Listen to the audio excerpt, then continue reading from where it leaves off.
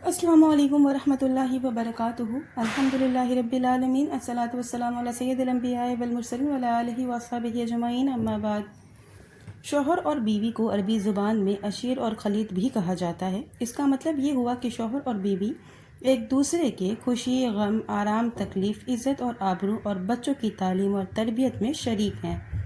یہ صحیح ہے کہ مالی ذمہ داری مرد کے اوپر ہے، لیکن وہ امور جن کا تعلق مردوں سے ہے، اس میں بھی عورت حالات کے پیش نظر اپنے شوہر کا تعاون کرے گی اور بے وقت ضرورت اس کا ہاتھ بٹائے گی۔ زندگی میں مختلف مراحل سے آدمی کو گزرنا پڑتا ہے۔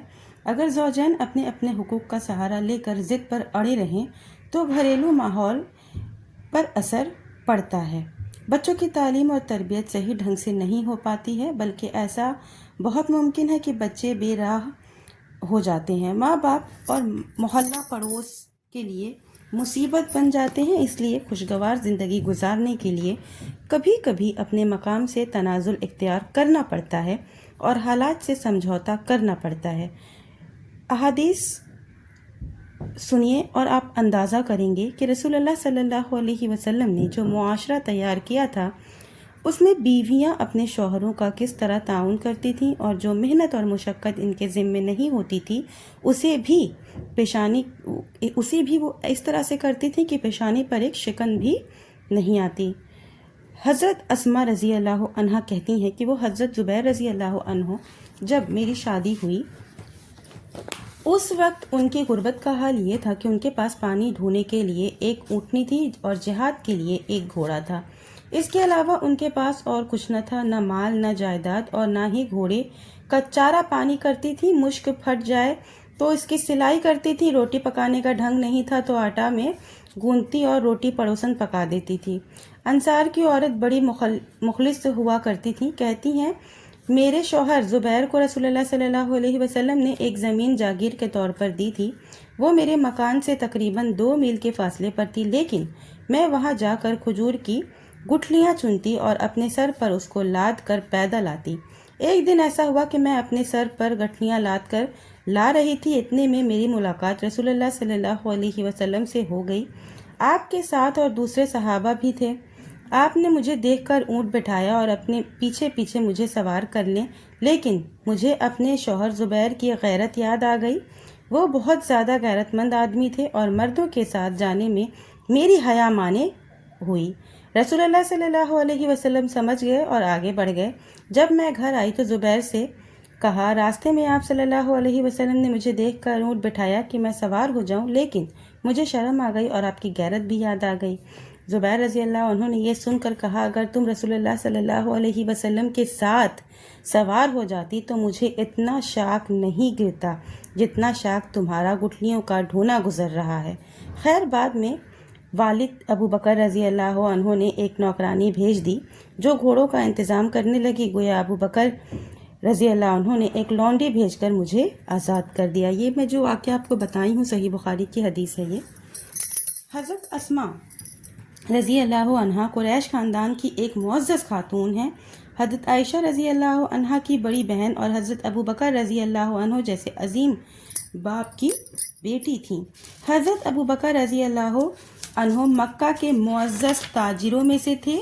ناز و نعمت میں حضرت اسماء رضی اللہ عنہ کی پرورش ہوئی تھی، لیکن شادی ایک ایسے مجاہد سے ہوئی جس کے پاس ایک اونٹنی اور ایک گھوڑے کے سوا کچھ نہ تھا۔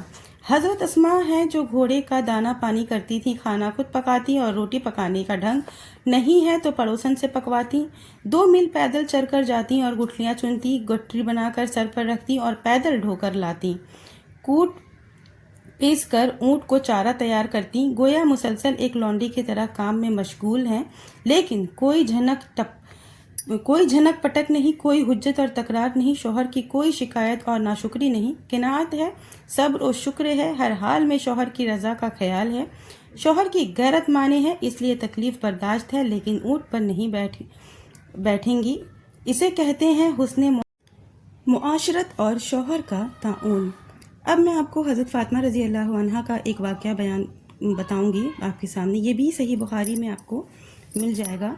حضرت فاطمہ رضی اللہ عنہ کو یہ خبر پہنچی کہ رسول اللہ صلی اللہ علیہ وسلم کے پاس لونڈی اور غلام آئے ہوئے ہیں تو آپ صلی اللہ علیہ وسلم کے پاس آئیں کہ چکی سے آٹا پیسنے کی وجہ سے ان کے ہاتھ میں چھالے پڑ گئے ہیں، انہیں دکھا کر آپ اپنی تکلیف بیان کریں، ممکن ہے کوئی لونڈی یا غلام مل جائے۔ لیکن اس وقت رسول اللہ صلی اللہ علیہ وسلم گھر پر موجود نہیں تھے، آپ سے ملاقات نہ ہو سکی، چنانچہ حضرت عائشہ رضی اللہ عنہا سے سارا حال کہہ کر چلی گئیں۔ جب آپ صلی اللہ علیہ وسلم تشریف لائے تو حضرت عائشہ رضی اللہ عنہا نے آپ سے ذکر کیا۔ حضرت علی رضی اللہ عنہ کہتے ہیں کہ حضرت عائشہ رضی اللہ عنہا کے بتانے پر رسول اللہ صلی اللہ علیہ وسلم ہمارے پاس اس وقت تشریف لائے جب ہم اپنے بستر پر جا چکے تھے۔ آپ کی آمد پر ہم اٹھنے لگے، لیکن آپ نے منع کیا اور فرمایا اپنی جگہ پڑے رہو۔ پھر آپ آ کر میرے اور فاطمہ کے بیچ میں اس طرح بیٹھ گئے کہ آپ کے قدموں کی ٹھنڈک میں نے اپنے پیٹ پر محسوس کی۔ پھر آپ نے فرمایا دیکھو غلام کا جو تم لوگوں نے سوال کیا ہے، اس میں تم کو کچھ چیز بتا رہا ہوں۔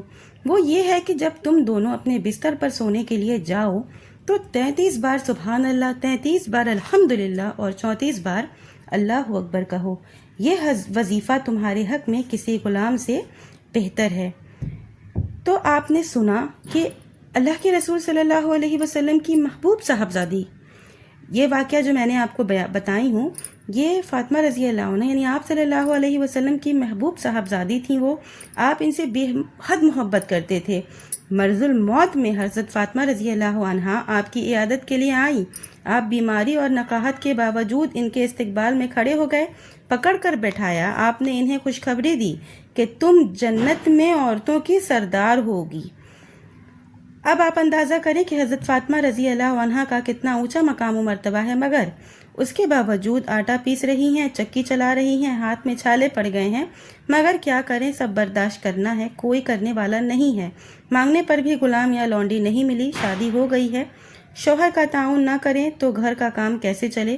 اس امید پر کہ ہر تنگی کے بعد آسانی ہے، صبر و شکر کے ساتھ شریک حیات ہونے کی ذمہ داری ادا کر رہی ہیں۔